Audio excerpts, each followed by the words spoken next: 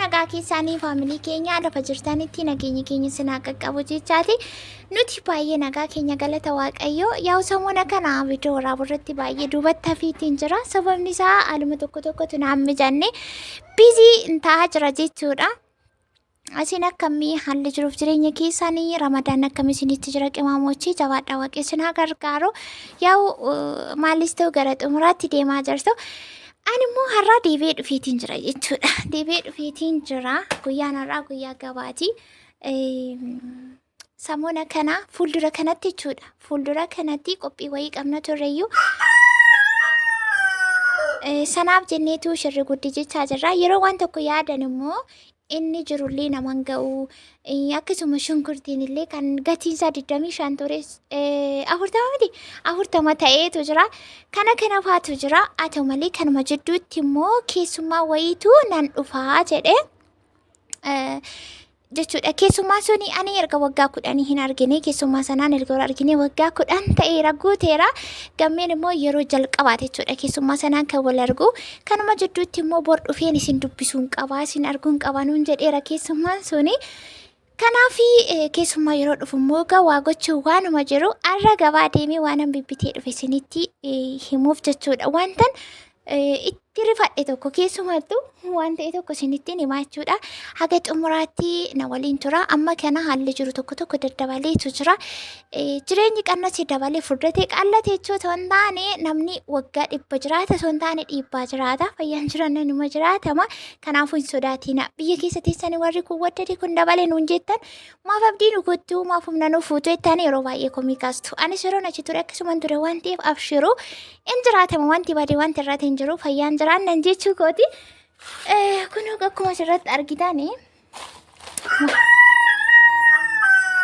innaa dubbatu maani dubba wanta bibbitee dhufe yaa shunkurtiin kiiloon 40 galee yeroo gannaarraa kaasnee ayyaana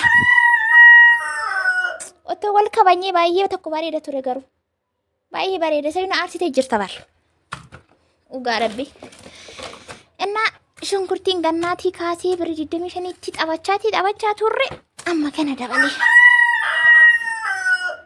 maalan go'a amma kana dabaleetu jira. Maayikii harka tokkoon hin qabaa.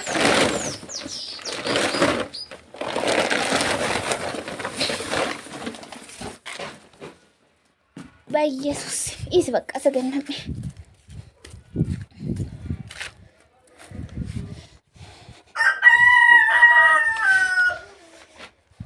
Kunoti akkuma asirratti argitan wanta bitee dhufe wanti maatimii waan shunkurtii akkasuma Ramadaa miti.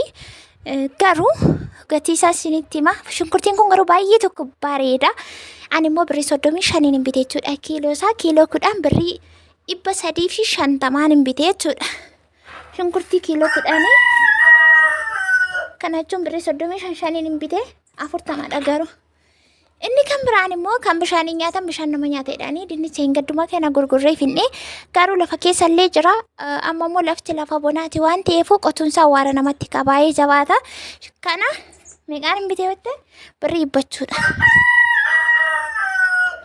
Yesus maalati naguma ka maal ta'eera? Innaa gaayis dinnicha kana birrii 100 hin bitee. Timaatimin illee samoona gannaarraa kaasee gammaa rakkasa ture. Gabaa 3 lamarraa kaasee garuu dabalee jira. Kiiloo 2dha. Kiiloo 2 kun birrii meeqa watti birrii 60 jechuudha.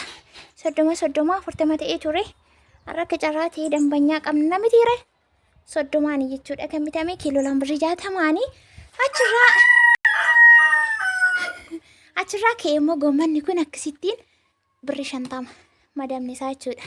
Birrii 50 mul'atamani qaaraan kun immoo birrii 20 argitanii qaaraa ishee kana birrii 20 shunkurtiin kun birrii 350 35 kiiloon 10 birrii 350 dhufti jechuudha.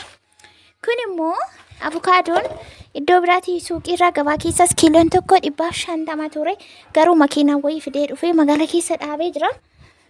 Inni immoo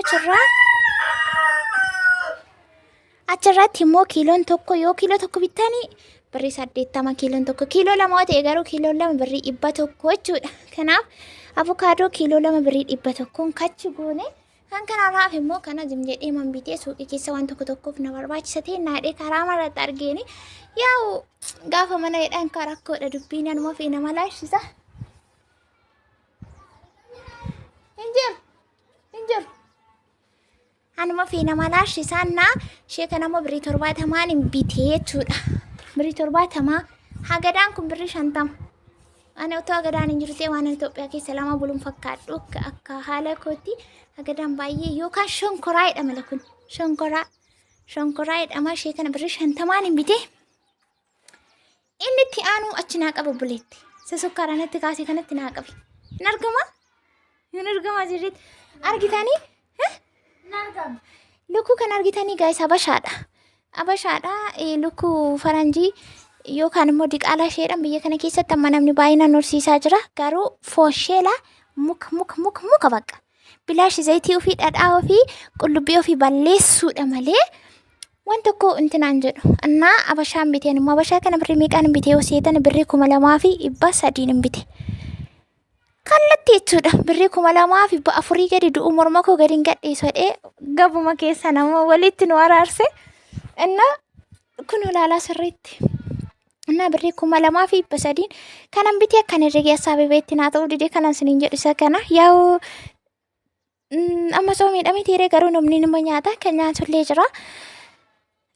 Isheen kan isheen diqaalayyuu kan isheen faranjii suni birrii 1,800 haga 2,000 illee ni jirti gurguddoon ishee garuu guddina isaantu caalaa foonillee isaantu qaba garuu maal godha mukeedha kan abashaa immoo xiqqooma isheetu qorichamee tiiree qorichaaf barbaadamti xeenaa addaamii seedhanidha innaa lukkuu kanaa birrii 2,300 bitee jechuudha keessummaa keenya boruu haala kanaanii bakka dhiiskamaan ijarran buusiin kan makana sangaan makanaa gahu innaa keessummaa keenya boruu haala kanaan fataa zanaa goonii gaggeessina keessummichi simmunya akka ta'e walassin barsiisa nagaan nuwaa bulchochiin nuwaa gahu jechaatii viidiyoon har'aa isinii qabadhee dhufe kana fakkaata bakka dogoggorri jiru isinittiin tolloo jiraate yaada keessan gorsaanis ta'e hubachiisuunis ta'e nu deebisuu dandeessu kan kanarraaf immoo viidiyoo keenya laayik sheer gochuutiin daddabnee akka deddeebinuu nu jajjabeessaa isiniin jedha gara fuulduraattis immoo wanti qabna qophii wayiidhaaf shirri guddichaa jirraa wal qaqqaxxaamuraa jirraa waaqayyo nu gargaare inni milkaan nu sasaaqaa jedheeti yaada sunis immoo isin qaqqaba